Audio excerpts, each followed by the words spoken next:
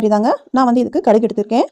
நம்ம சமையலுக்கு யூஸ் பண்ற கடுகு தாங்க. இந்த கடுகு நம்ம என்ன பண்ணலாம்னா, இத நல்லா பவுடர் பண்ணிட்டு வந்துடலாம். இத நல்லா கொஞ்சம் பவுடர் பண்ணிக்கோங்க.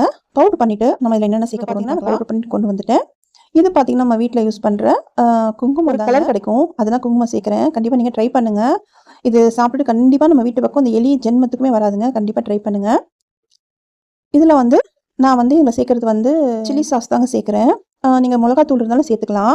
நான் வந்து சாஸ் இது இருக்கிறதுனால நான் சேர்க்கிறேன். பொதுவா சேர்த்துக்கோங்க. சேர்த்து நல்லா கலந்து விட்டுக்கலாம். நல்லா கலந்து விட்டாச்சு.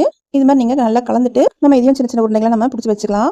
இந்த உருண்டைகள பார்த்தீங்கன்னா, இத சின்ன சின்ன உருண்டைகளா புடிச்சு நம்ம டைரக்ட்டாவே நம்ம ஒரு ஒரு பக்கமா நம்ம வைக்கலாங்க. அப்படி இல்லன்னா, நம்ம வந்து கோதுமை மாவு வந்து பிசைஞ்சு வச்சோம் இல்லையா? அதே மாதிரி கொழுக்கட்டை மாதிரியே உள்ள வந்து ஸ்டஃப் பண்ணி, அதையும் நம்ம வந்து வைக்கலாங்க. எப்படி வேணா வைக்கலாம். அந்த எலி வந்து நமக்கு சாப்பிடணும். அது சாப்பிட்டா தான் நாங்க திருப்பி நம்ம வீட்டு பக்கமே அது வராதுங்க. இந்த டிப்பெல்லாம் கண்டிப்பா நீங்க ட்ரை பண்ணி பாருங்க. இது பாருங்க. இது மாரி நீங்க உள்ள வந்து கொழுக்கட்டைக்கு நம்ம வைப்போம் இல்லையா? அது மாரி இது மாரி செஞ்சு நீங்க வைக்கலாம். இது மாரி நீங்க செஞ்சு பாருங்க. கண்டிப்பா அந்த எலி வந்து